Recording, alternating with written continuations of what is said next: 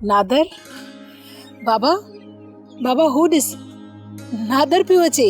अचो अचो नादर पुट वे नादर सदोरी दिया तू नादर जे लाइ लस्सी ठाहे पुट। जी बाबा।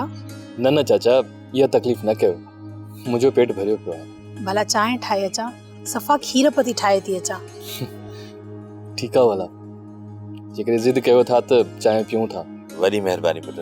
सदोरी दिया अहिड़ी चांहि ठाहे अचु जो नादर खां इहा सॼी ज़िंदगी चांहि न विसरे।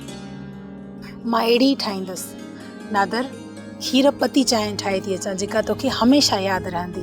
मां हाणे ठाहे थी अचां। चाचा साले मां सदोरी खे वठण जे लाइ आयो आहियां, तव्हां इजाज़त ॾियो त मां सदोरी खे पाण सां गॾु वठी वञां। न पुट हाणे सदोरी तोसां न हलंदी। पर चाचा साले छो? इन करे त माण्हू असांखे महिणा था ॾियनि त सदोरी ऐं नादर जो निकाह ई न थियो।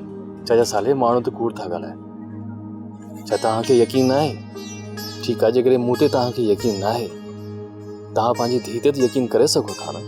पुट मूंखे पूरो यकीन आहे बाबा, पर मां माण्हुनि जा वात कीअं बंदि कयां? इहो बेनिकाही वारो दानो मां बर्दाश्त कोन थो करे सघां बाबा।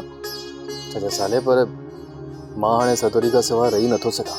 त पोइ इहो निकाहनामो हाणे तोखे सभिनी खे ॾेखारणो पवंदो ऐं उहे शाहिद बि तोखे आणणा पवंदा। चाचा साले ना त मूं वटि निकाहनामो आहे ना ही शाहिद।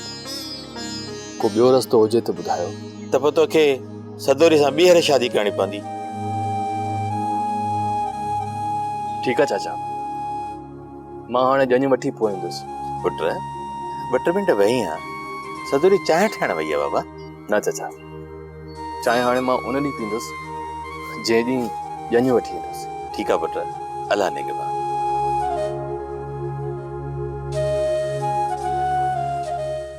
पक्की ॻाल्हि आहे या बड़े हवाल पे होणी? अदा इहा 100 सैकड़ो ॻाल्हि सची आहे। मुंहिंजा बि त वास्ता आहिनि, 4 वकील दोस्त आहिनि, उन्हनि सॼी हक़ीक़त ॿुधाई आहे मूंखे।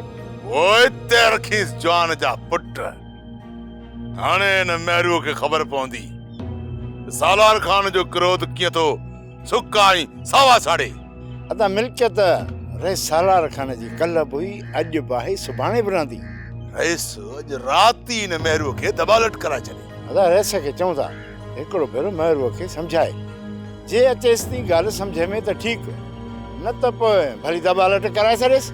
बाबा इज़त सां सालार खान खे इहा महरू ज़मीन लिखी ॾे ऐं जीव तगाए। वो भी सालार खान जी भेण आहे, मानी में महांगी कान अथसि।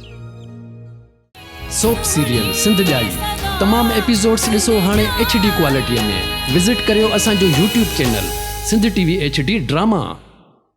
सब्सक्राइब कयो असांजो official YouTube channel Sindh TV HD drama ऐं वधीक अपडेट लाइ बेल आइकन खे क्लिक करियो।